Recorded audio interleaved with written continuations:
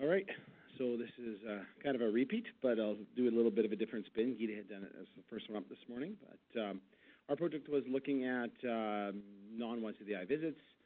When I actually went into it and did these visits, it's not. It's high-definition visits over communication tool that we use every day. So the current state, we have numerous means of communications that we can utilize, and they're not being used. And there's lots of money waiting for somebody to use these tools. We just need the motivation and the initiative to do it. So the SMA approached Gita and I to do this. So we kind of, what I found with this is we got a little bit bogged down in thinking about getting to the end rather than going through the process. And it comes down to what Philip had said all along is trust the process, right? Trust the process. So once we settled in and kind of figured out where we wanted to go, we started to look at some of the data that we had. So we surveyed our patients, and out of the 50 surveys that we did randomly, 90% of people wanted to use this. They said, we don't need to come into the office for all these visits. We can do this remotely via a tool. So that was the next question. Well, what tool? So Gita used React, which is a CMA dual platform.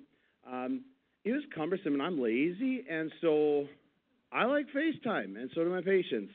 And for those who are not Apple, we use Google Duo, both end-to-end encryption.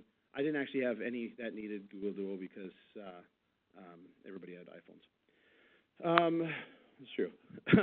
So what else we did? We looked at, I did a 2-month retrospective chart review of 20 clinic days, random days in the office, so about 500 patients or so.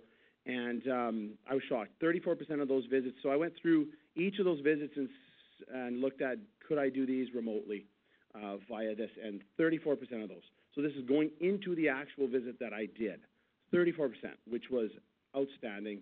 Obviously, that's not going to be 34% of the visits that we can do because I only knew this retrospectively, but clearly there is a lot of visits that don't need people traveling.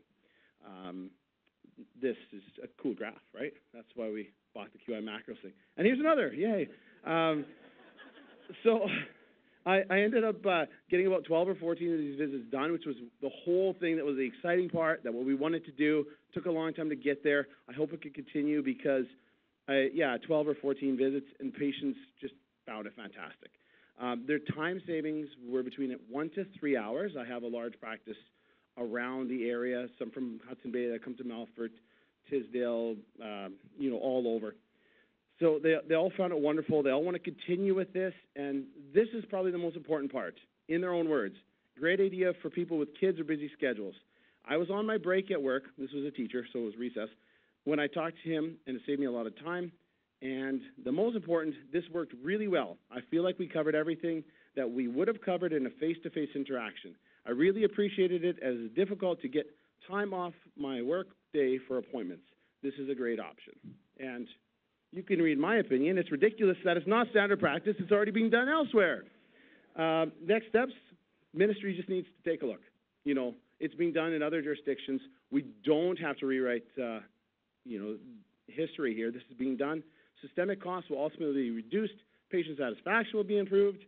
And all my non-fee-for-service colleagues, go ahead and start using this to prove that it can be done, so that the fee-for-service ones will then, no choice, but people are going to have to step up and make this happen.